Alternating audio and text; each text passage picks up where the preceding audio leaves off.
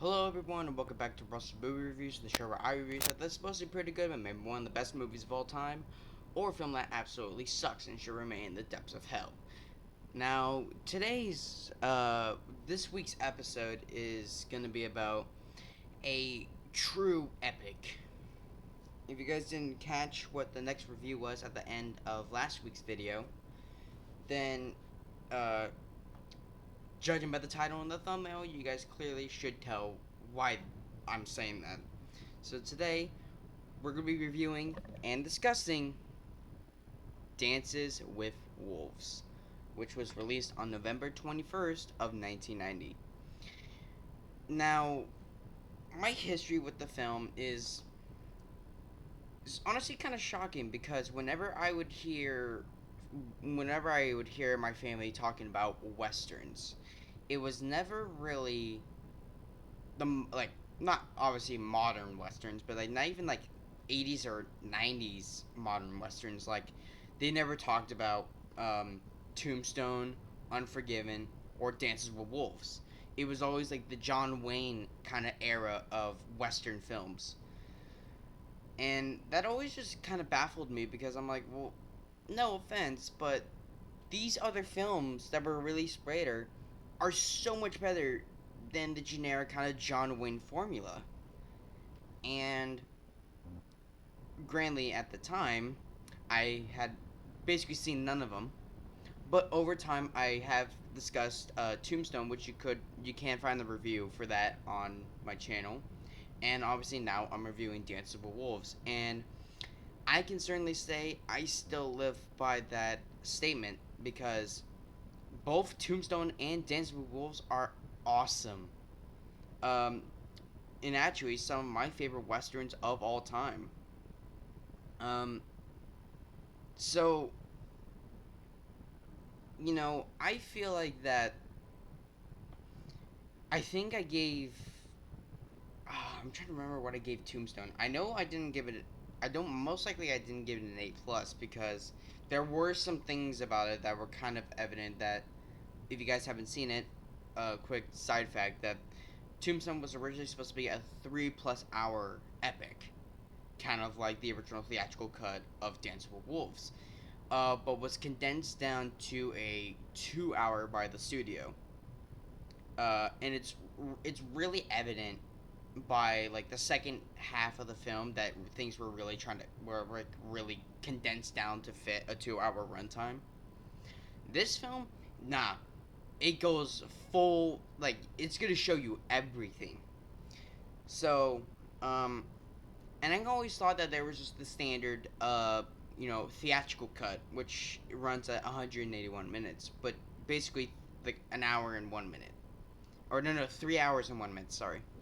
And so I thought that that was just the standard, that was just the only version of Dance with Wolves there was, and I was like, okay, so if I ever review it, I'm gonna watch that version, and I should be fine. And then a couple years ago, I watched a review by Off the Shelf Reviews, which I have mentioned and linked some of their videos in the past, and I will do the same for this one. Um, Apparently, I learned that there was also as extended edition or special edition or director's cut or whatever the hell you want to call it that was released in the like either like the mid to late 90s or like into like the 2000s. So yeah. Um, and so I watched for this review. I did watch the extended cut, which was about 4.5 hours, I think. Which is an obscenely long fucking time to watch a movie, or like runtime for a movie. Because I think the longest I've ever came to reviewing something was about, or if I ever decided to review a movie, the maximum I would go is about 3 hours.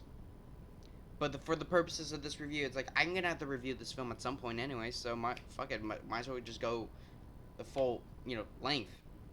So um yeah, and then yeah. So let's get on to the details. So this film was made with a budget of $22 million, and according to some sources, this film went over budget and Kevin Costner sunk his own money into getting this film finished. Domestically, it made over 184 million, and worldwide, it made over 424 million. So this was a massive success. Won Best Picture at the Oscars for 1990, even beating out Martin Scorsese's Goodfellas, which is a masterpiece all of its own.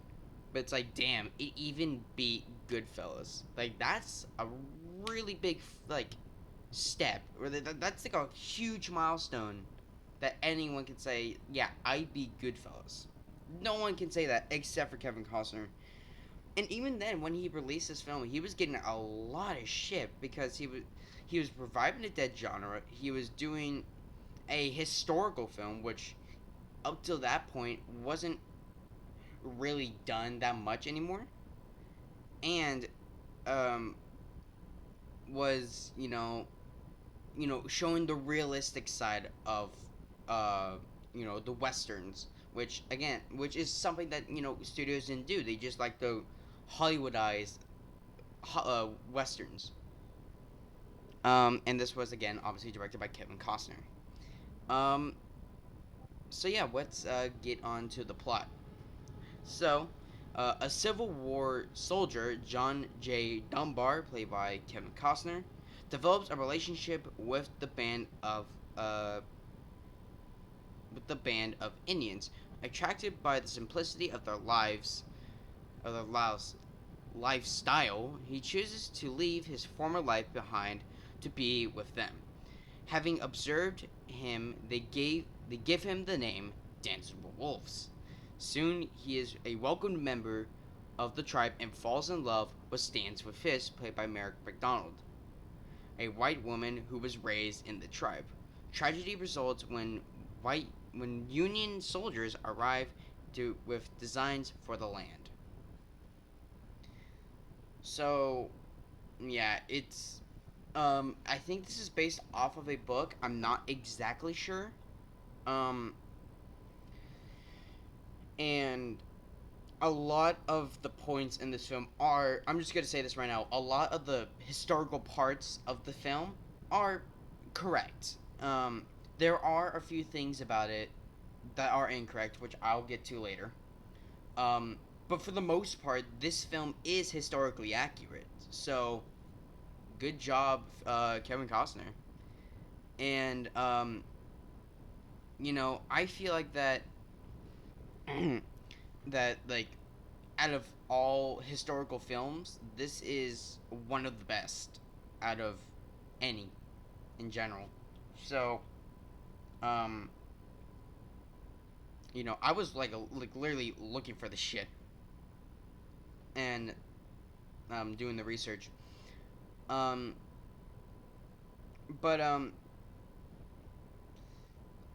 so I guess to bring them up now about the historical inaccuracies. As I said, this is very historically accurate, but there are a few scenes throughout the film that are you can tell that's like, yeah, you're just doing it for the sake of the plot and not to be actually historically accurate. I think, yeah, one of the first scenes that is like really historically inaccurate is the coffee scene when, I guess spoilers, but screw it anyway. Um, I mean, usually this is a standard, but spoilers when when Dunbar finally makes first contact with the Sioux Indians. Um, After their first interaction, he makes coffee for them, and they're all like, what is this?" And they like add sugar to it, and you know, like basically introduces them to coffee. Now that's just plain bullshit because they would have had coffee by that time anyway. So to have them show them like not knowing what coffee is just kind of like, what the hell. Um, and then a scene later on when Dunbar is tasked to protect the women and children um, of the Sioux because all the men are going out to face the Pawnee. A whole bunch of Pawnee go and attack. and uh, Dunbar decides to go and get a stash of guns that he hid in case the Indians had attacked him, like hostile. Um, and apparently the Indians didn't know at that time how to fire a gun, which is plain bullshit because like again because um, if you look it up, they would have had rifles and pistols even by the time that John Dunbar went, would have joined the Sioux tribe. So it's just plain bullshit that like how the hell would these Sioux not know what the hell a gun is and like not know how to work it. Um, but yeah, really, just besides those two that I've noticed. I think there is a few others, but those were the two most notable ones I could think about. Um, really, yeah, I think the rest of this film is historically accurate. If you guys want to figure out more information, you can click on the off the shelf review of this film in the description, or go to the History Buffs review, which I have linked to their videos in the past before when I did Tombstone and Bohemian Rhapsody. So, again, go and check their channel out. Both of them, they do great content, and thank you, History Buffs, again for giving me most of the information about the historical inaccuracies. Um, but yeah, let's go over the cast. So we have Kevin Costner as Lieutenant John J. Dunbar. He is fantastic in this role. I honestly could not see anyone else playing John Dunbar. And obviously, after he's been uh, in the Sioux tribe for long enough, he's become an honorable warrior, and he's given the name Dances with Wolves. Which that's kind of a funny scene because uh, when he comes back right before he gets his name, he um, actually no, you know what? Let's go through the plot. Uh, let's go through certain parts, and then I'll mention characters along the way because you can't. There's like certain parts about it where you're like, I can't spoil this part yet, so it's like I can't. I get to say certain things before it. So yeah, so um, John Dunbar has went to Fort Sedgwick to that's because that was his post, and he finds the place abandoned. Like it's all basically you know a ghost town basically, and he uh you know he makes the place more lively. He makes the place more livable to live in. And then he has this horse Tucson or no Cisco, sorry. And then he while he's staying there he encounters a wolf that keeps on coming like back to the fort, and he Dunbar starts growing a relationship with this dog, and eventually calls him Two Socks. Um, and remember those names, Cisco and Two Socks, because I'm gonna bring them up in a certain way later. If you guys have seen Dances with Wolves, then you probably know where I'm going with this. But anyway, so yeah, so he chills at the base, and then I think it's Kicking Bird that decides he goes like he's just wandering around and he sees the fort and he sees Cisco there, and so he tries to steal him, and Dunbar notices this and he's like, no, I gotta prevent this, and he scares him off, and he probably wouldn't have scared him off so much if it wasn't for the fact that Dunbar was completely starch naked.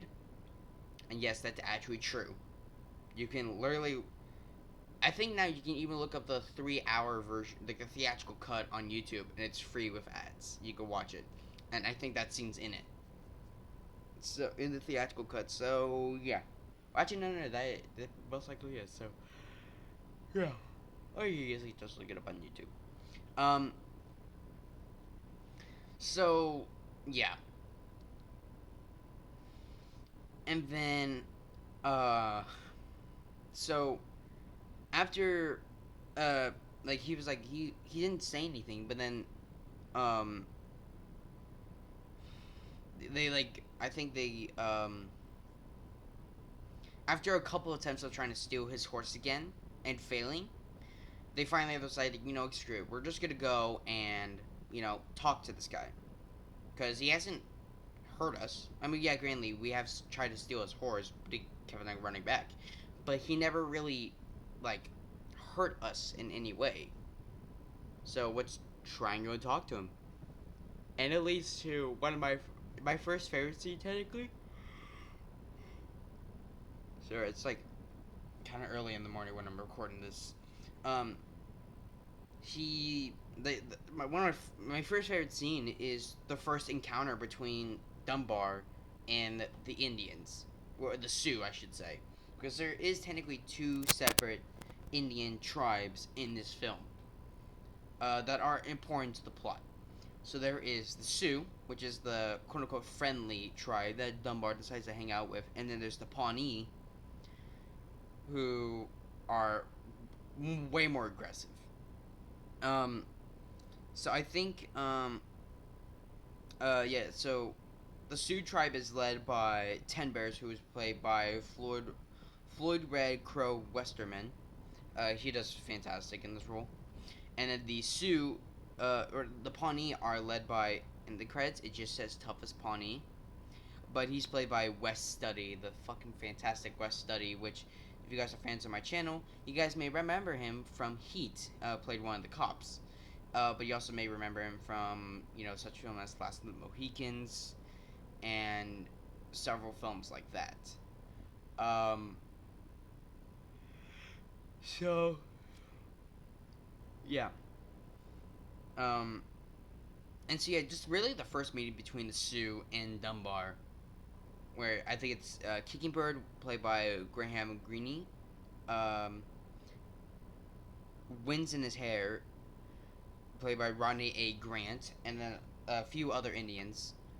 They have a meeting, and then they'll have more meetings after that. So yeah, I really think that my first favorite scene is like really just the uh, is like the first initial meeting between Dunbar and the first peaceful meeting between Dunbar and the Indians, or the Sioux. My second favorite scene will probably have to be. There's like so much in this film that like I can't even pick one scene because it's so good. Um. Um. Wait. Where am I going with favorite scenes now? I haven't even talked about all the cast. But yeah. I kind of just contradicted myself there. But yeah. Um. But yeah. So. Next up, technically, is Meryl McDonald as Dance with Fist. She's fantastic in this role. Um. Same with Kicking Bird and Wednesday in this area. We already talked about them too, along with Ten Bears. Uh, Tantu Cordano as Black Shaw. I think she's either the wife of either Kicking Bird or Ten Bears. It's one of those two. I already talked about West Study. We have Robert uh, Postriol. I'm so sorry if I butchered that name, as Timmons. He's the guy that takes Dunbar to his to Fort Sedgwick to stay there for basically almost the entire film, or at least a good chunk of it, I should say. We have Charles Rocket as Lieutenant Elgreen, who we do see briefly at the beginning when Dunbar gets assigned to Fort Sedgwick, and then he pops up later, which I'll mention. Uh, and then we finally have Mary Chalklin, or Chalkin, so sorry again if I butchered that name, as Major Fambrown, who I don't even know how to pronounce that one. He's the guy that at the beginning, after uh, Dunbar's suicide attempt, which actually no, that's favorite scene number one, not for necessarily his suicide attempt, but basically he's like literally the opening scene is him about to get his foot amputated or his leg amputated. And so he forces his boot back on, gets back onto the warfield, gets Cisco, and then rides up to the enemy line, and in act of suicide, like holds his hands up as he's riding Cisco, like to say like I'm dead, shoot me, like basically, which gives the army enough time to charge the enemy line and to win that war or that battle, I should say. But yeah, that's favorite scene number one actually. Um, and then after that, after Dunbar has healed quite a bit, not all the way though, he goes to this major who basically gives him the post of Fort Sedgwick. Um, and it really I don't think he scribbled he I don't think he actually wrote anything on the paper. He just scribbled like hell. There's a shot of Dunbar when he was walking out to go meet up with Timmons, and he looks at the paper and he looks back. Well, because granted he's like the major's like yelling at him, and he basically turns to him like, "There's nothing fucking on here. Like, what the hell did you write on here?" And then when Dunbar leaves, he just sits at his window, like looking out, and he's like, "The king is dead," and he pulls up his pistol to the head, and he's like, "Long live the king," and then they bang, and it's just fuck. Because technically the only two people that technically knew where Dunbar was going was the major and Timmons. The major shoots himself in the head, and then after Timmons drops all the stuff off at with Dunbar, he's killed off by the Pawnee. So it's like fuck. Now like no one knows that he is here except for the Indians. Um. So it's like god damn. Um. So yeah, I basically talked about everyone except for one. Now, I guess as a fun fact, but pretty much everyone who has watched the film and has actually tried to research it knows about this. But um, none of the Indian actors, I don't either none of them or most of them did not know the Sioux language. But there was one lady out of the entire cast that knew Sioux and teach every single person in the cast, at least everyone in the Sioux tribe and Kevin Costner. She taught everyone how to speak Sioux, and I forgot what her fucking name was, but I believe she pops up as Ten Bear's wife, and um, she is she was a fantastic lady. She did great with like the one or two scenes that she has in the film. Unfortunately, she's no longer with us. She unfortunately died in like 2003. So real shame that she's no longer with us. But yeah, she was like really the only person out of the entire cast that actually natively spoke Sioux. So it was helpful that she was there, and it's just sad that legends kind of like her are no longer with us. So you know, moment of silence for that one lady. I'm so sorry that I forgot your name, but you were great. So, moment of silence. All right, so back to the movie.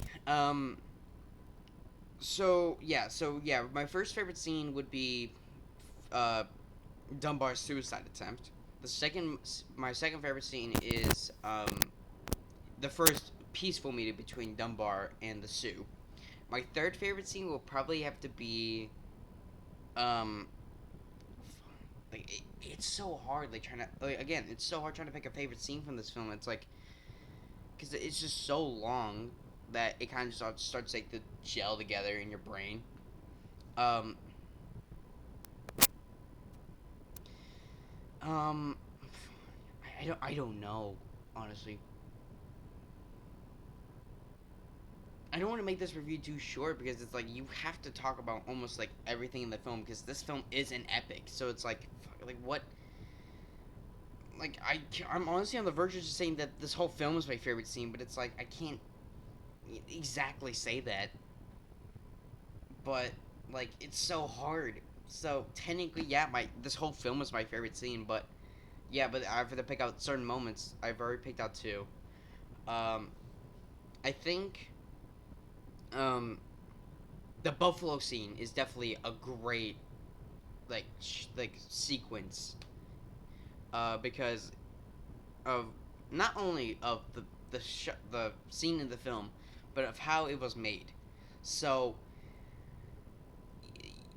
it was common for people just to back in the day. Uh, People it was just common for people just to shoot the buffalo from the train. Not just not to like look like get their hearts or like get the meat or like get the skin. They were just shooting them for fun.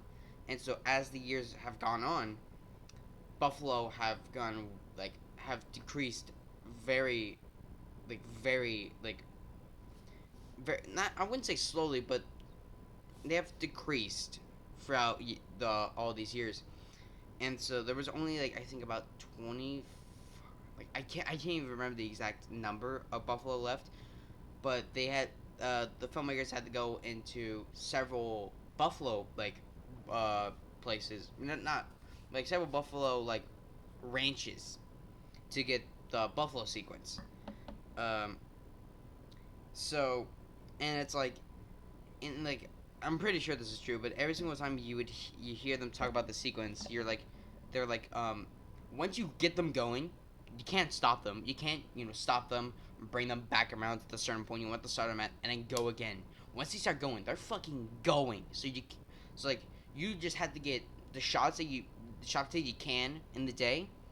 Wait until tomorrow, get another take of it, or like get another attempt at it.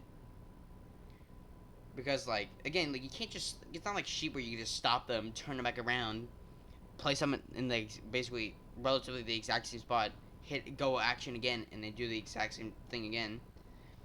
Um, yeah, so like oh, it's just so painful. But they did get the entire sequence done, and I don't think that any animals were harmed in this film because it um like actually during the filmmaking of this film, like the actual making of this film, because I really hope not, because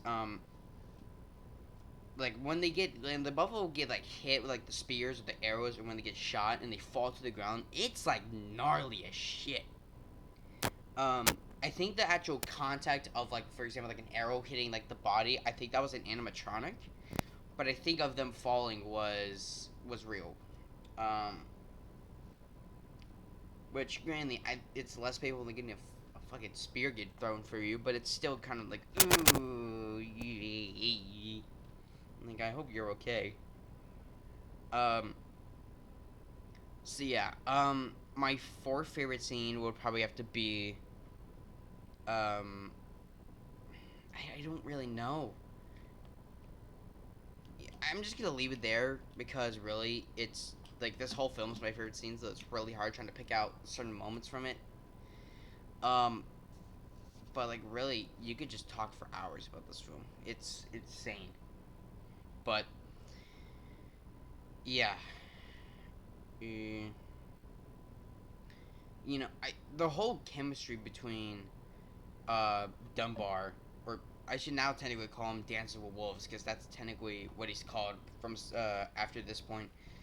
Um, the whole chemistry between Dancing with Wolves, Dancing with Fist, and like Kicking Bird, like basically Dancing with Wolves and the whole tribe is so like compelling that you just want to keep on watching it. That like you honestly kind of forget that you're watching a 4 hour film.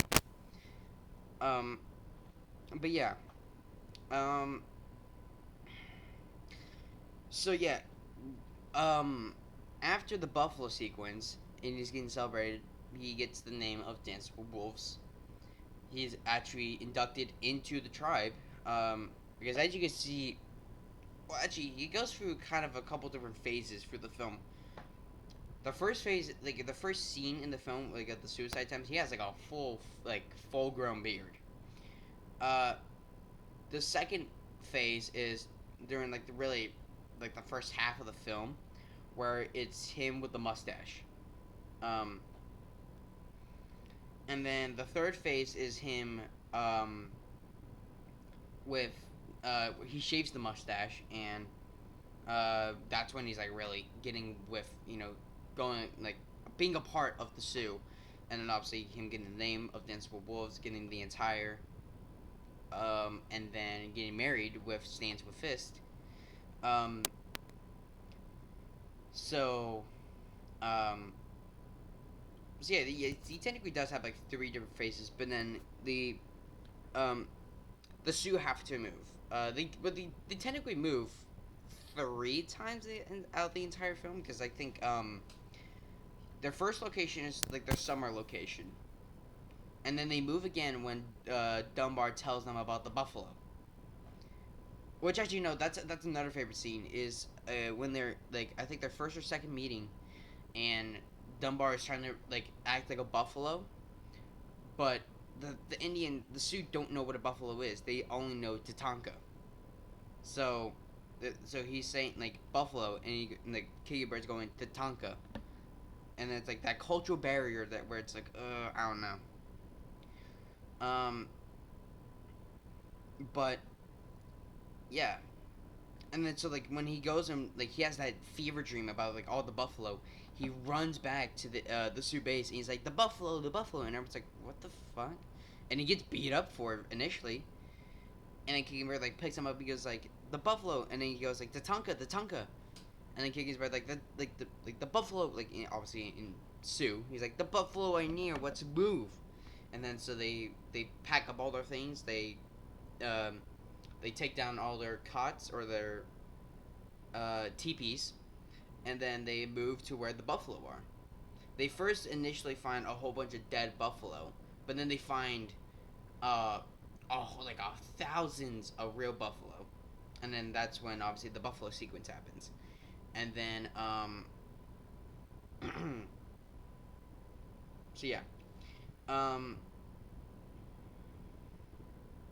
so so yeah, but so yeah, they move towards the buffalo, and then they have to move again in near wintertime because like where they're initially staying at, it's gonna get way too cold for them, so they have to go where it's like the forest, like in tree lines, and Dunbar's like when he's packing up his things, he was to go along with him. He's like, "Shit, my journal," because out throughout the entire film, he's been writing through this journal about his experiences at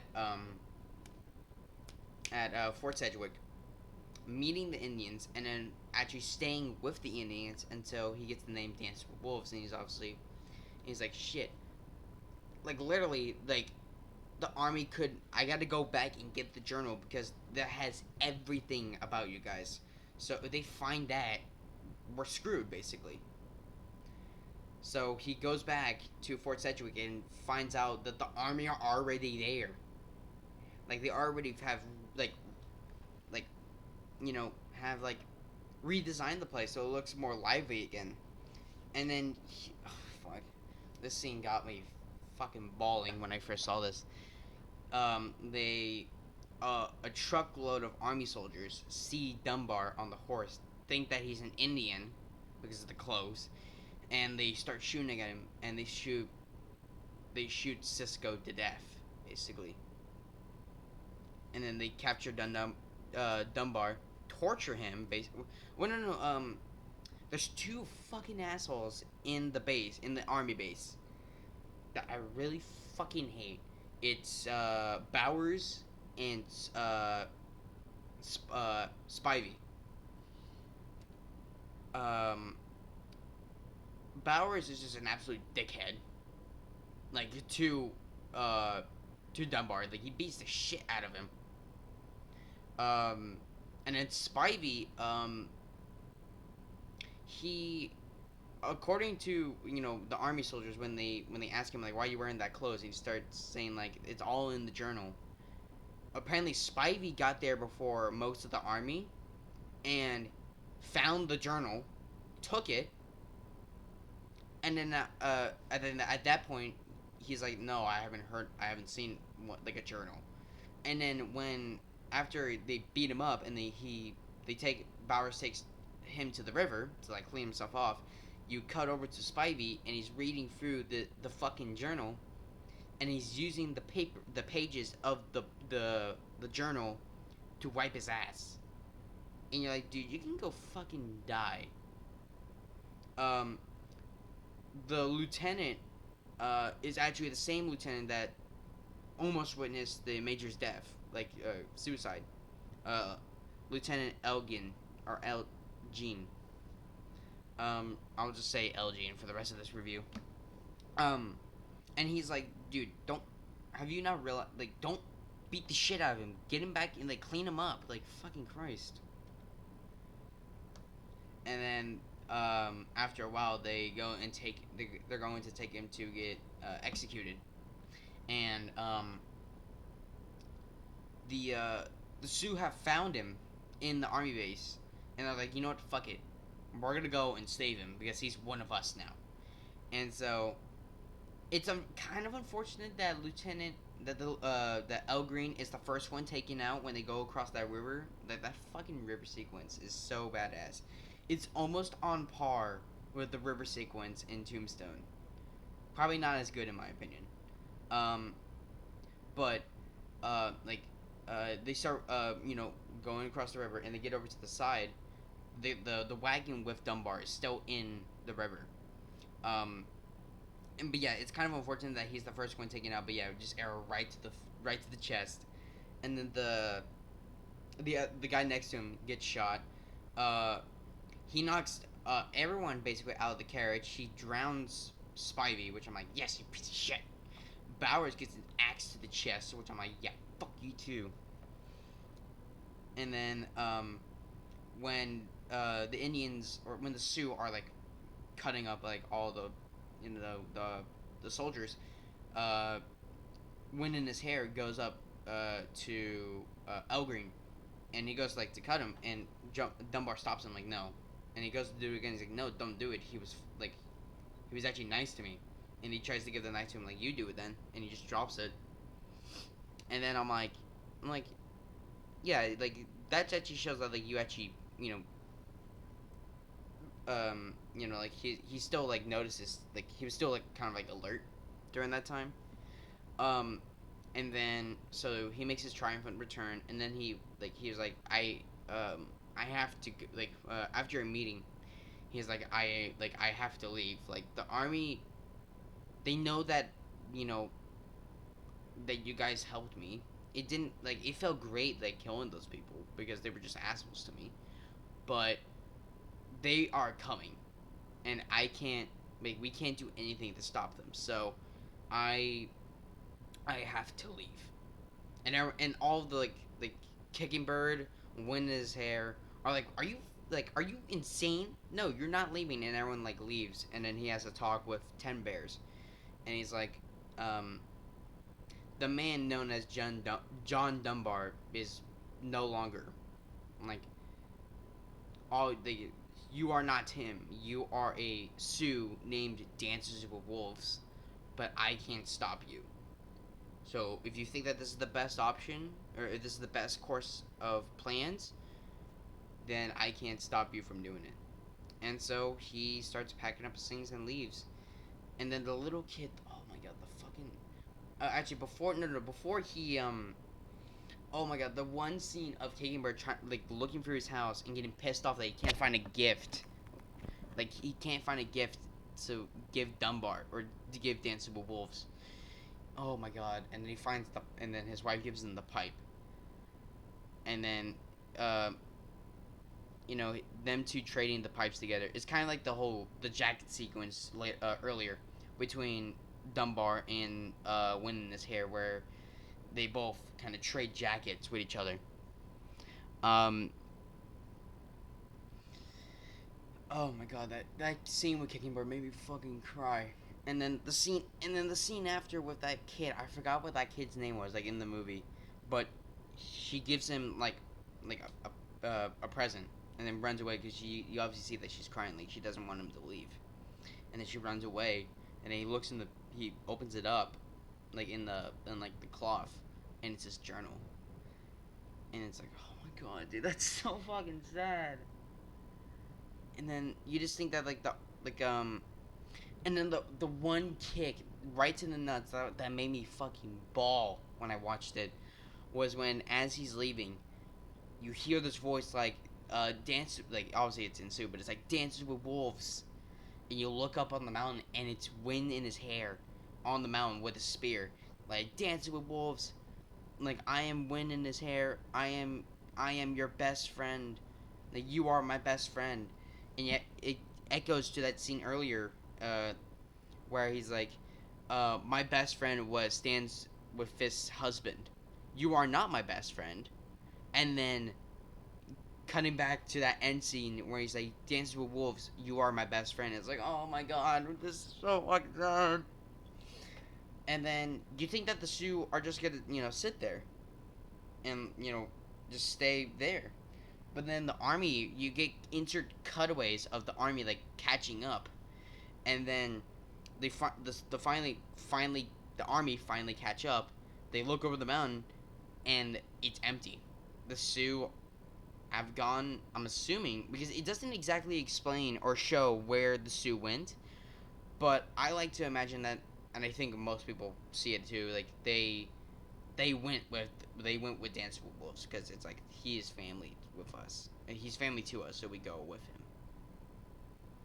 Even though the final end shot of Dance with Wolves and Stands with Fists going through the mountains before, right as that blob of text comes up, there's no one else behind them. So that's why I was like, well, what happened to them? Like, where did they go? So then, yeah, and then I was just like, okay, yeah, no, they must have just went with them. And then that final blob of text pops up, and it just says 13 years later, when they had, no resources, no more buffalo, the Sioux gave themselves up to white authority, and um, the white frontier as we knew it was coming to an end, and that's where the movie ends, and you see the credits roll. This is um actually no, before I mention that, music was composed by the legendary John Barry, who if you guys are film fans, you guys know that he did the scores for a lot of the James Bond films up until The Living Daylights, um, along with Somewhere in Time and a whole bunch of other scores. He unfortunately did pass away in, I think, about 2011. Um, but this score is fucking fantastic. Um,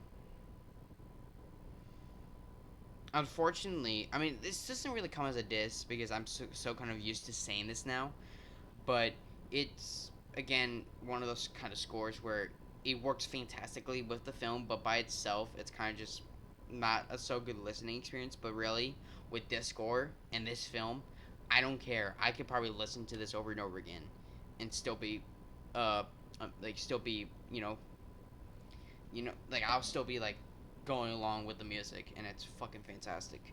I've already mentioned a couple of fun facts before, but this one really caught me by surprise because I never heard of this one, and I don't know if this is exactly true, but because of the film's enormous success, the Sioux Nation adopted Kevin Costner as an honorary member, and I'm like, that's sick as hell. Like, if you're able to get inducted into the Sioux Nation, like after making a film where you basically are their family, that's got to be some real. That gives you real fucking street cred right there. Um, I guess to talk about home media releases because I haven't done that in a while. Like I said, the this film was released initially in November of 1990 with a 3-hour running time, which even then was still obscene. Because you rarely see films, even till this day, with over 3 hours. Um, the last one that I can truly remember that was theatrically released with over 3 hours of runtime was Avengers Endgame. I mean, yes, there was technically Batman v Superman, but that one came out as like an extended cut, where the original film, I think it was just under 3 hours, or at least like two or no, or like 2 hours and 30 minutes. Um, So I don't really count that one, but yeah, really the last film I actually remember coming out in theaters that was over 3 hours was Avengers Endgame. So yeah, I actually don't remember when the extended cut came out. Like I said, it must have been either in the mid to late '90s or in like the 2000s. Um, but then yeah, so that one I think that one was released the most on home media until back in 2018. We got this fantastic steelbook edition from Shout Factory, which I actually picked. I remember I made a video about this, where I got this at a Best Buy for like $20, which was a fucking steal because actually this steelbook is out of print. So I'm actually one of the only the few people to actually own this. But yeah, there is the front cover. You can also see it says collector's edition. Kevin Costner, Dancing with Wolves. There's him as John Dunbar, riding on Cisco right next to uh, Two Socks. Um, oh, that's kind of close. There's the spine, and then there's the back. I know that may not seem much, but I honestly think that that's just beautiful. Um, and then on the inside, we have 3 discs. So the first one right here is the theatrical cut, and then we have the extended cut, and then special features. I haven't taken a look at the other 2 discs. The only ones I watched for the purposes of this review was the director's cut, which I'm just gonna call it now. Um, which you can even see. I don't know how much my camera's gonna focus on that. Um, but it says right about there. Wait, no, no, shit. Right about there, it says 181 minutes. Let's see if I can get my camera to focus on that. All right. Then we go over to the extended cut. Um, that one says 234 minutes long. Yeah. So yeah, I watched uh basically four. I believe it's 4.5 hours compared to just over 3 hours. Um, but yeah, and then again, I haven't taken a look at the special features because I think both of these discs don't have any special features on them because I know this one doesn't. It just has you can play the movie, chapter stops, um, setup, and then subtitles. I'm not sure about this one. I think it might have some. I'm not sure. But then yeah, this one's just full of special features. Um, but yeah. So yeah, so that's really what came with this one. Um, I honestly would like to see a 4K remaster of this film because I honestly feel like that this film would look beautiful in 4K. There's not many like actual special effects in the film. There's only I think like one or two matte paintings in the entire film. Most of it is just in camera. So it's like this one would honestly actually probably benefit from a 4K remaster. Um, and so yeah, we'll go on to my final thoughts for Dance with Wolves. All right, so final thoughts on Dance with Wolves. Now, this film's amazing. I'm just gonna say that right now. Um, I've heard many people praise this film, and then I was always just like, well, like I was always kind of anxious because I was like, this film is praised so much. So what would happen if I didn't like this film and I did the review, and then it would be I would just get shit tons of hate mail because of it. Um, luckily that did not happen, but